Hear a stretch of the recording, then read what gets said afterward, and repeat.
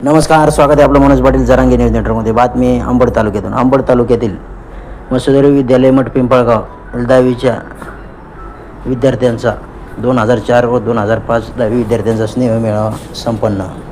सविस्तर माहिती अशी की अंबड तालुक्यातील मठपिंपळगाव येथील मसोदरी महाविद्यालय मठपिंपळगाव येथे सन 2004 व 2005 इयत्ता 10वीच्या विद्यार्थी व विद्यार्थी शिक्षकांचा स्नेहमेळावा घेण्यात आला. या कार्यक्रमाची सुरुवात प्रथमतः क्रांतीज्योती सावित्रीबाई फुले व स्वर्गीय अंकुशराव टोपे यांच्या प्रतिमेला पुष्पहार अर्पण करून करण्यात आली.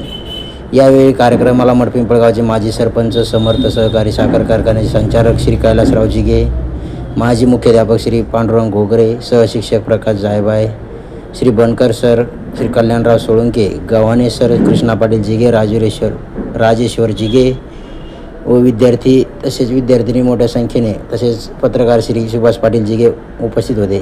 तर या सर्व कार्यक्रमाचे नियोजन मसोदरी विद्यालय मठपिंपळगावचे माजी विद्यार्थी 2004-2005 बॅचच्या वतीने करण्यात आले होते.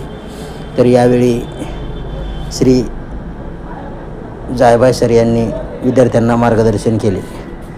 कॅमेरामन अर्जुन आमटेसोबत प्रतिनिधी सुनील गुले, मनोज पाटील, जरांगे न्यूज नेटवर्क, मठपिंपळगाव. दुसरा दिवस होता. शाळेत जॉईन झाल्यानंतर दुसरा दिवस होता. दुसरा दिवस मी क्लासला मुलांना काही क्लास त्या दिवशी की सकाळी तुम्हाला 9 वाजता इथं क्लासला यावं लागेल. त्या क्लासमध्ये तिकडे स्वतःच्या रूममध्ये क्लास होता. मी 8:45ला घरून निघालो. 15 ते 20 मिनिटात येते माणूस. परंतु तुम्हाला सांगतो, मी निघाल्यानंतर मला इथे गाडी क्रॉस झाली साहेबाची. कुठं गोलापांडे. आता तुम्हाला माहिती आहे परिस्थिती कशी होती. मी गाडी माझं ध्येयभाग काही विचार नाही केला. मी गाडी म्हणजे काय म्हणतो तुला वेग वाढवला तिचा आणि तोपर्यंत साहेब गावात गेले आणि क्लास सुरू केला. क्लास सुरू केल्यानंतर गावातून परत ते बाबूराव पाटील जी यांना घेऊन पुन्हा माझ्या क्लास समोर येऊन उभे राहिले आणि परत माझा परिचय कुठून आला साहेबांचा विचारत होते. साहेब कुठून आला, काय आलो? आम्ही कुठं करून आलो. व्यवस्थित तयारी करून शिकव मुलांना. परत मागच्या वर्षाची वेळ घेऊन नको साहेबांनी मला निक्षून सांगितलं.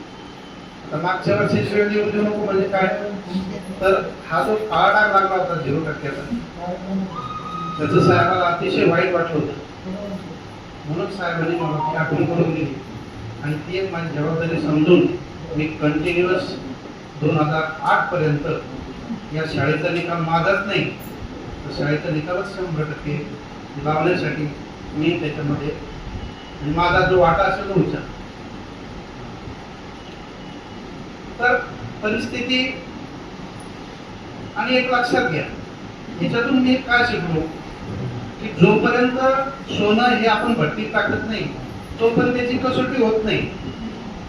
आणि साहेबांनी माझ्या या ठिकाणी कसोटी पाहिली. जेवढी